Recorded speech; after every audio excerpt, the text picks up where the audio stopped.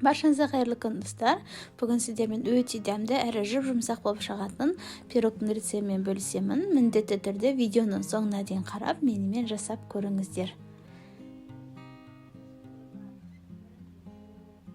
Ең алдымен жұмыртқаларымызды саламыз. Одан кейін үстіне қантымызды салып, жақсылап, әппақ болғанша миксерлейтін боламыз.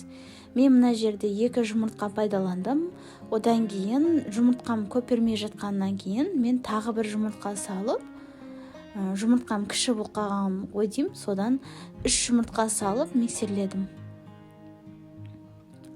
Міне сіздерде осылайына көпірмей жатса, алдағы уақытта тағы бір жұмыртқа салып жүрсеңіздер, сол кезде жұмыртқаларыңыз көпіріп, әдемі болып көтерілетін болады пирогтарыңыз.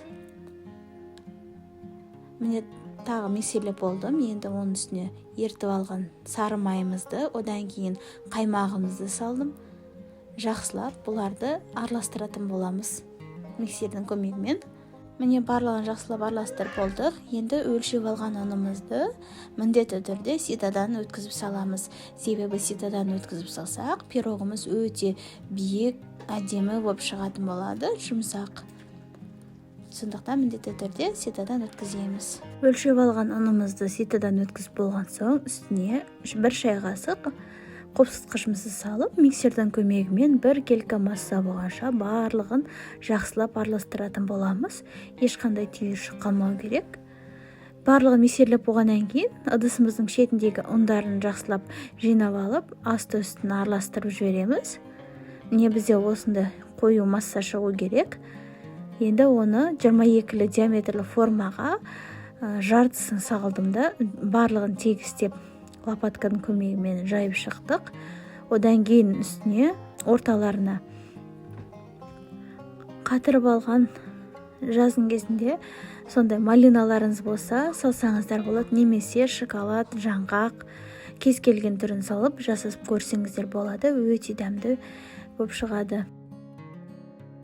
Енді үстіне қалған қамырымызды салып, бетін 1 келкі болғанша тегістеп жағып шығатын боламыз. Міне барлығы осылай жағып шықтым, тегістеп. Қызып тұрған пешімізде 45-50 минутта пісіріп аламыз.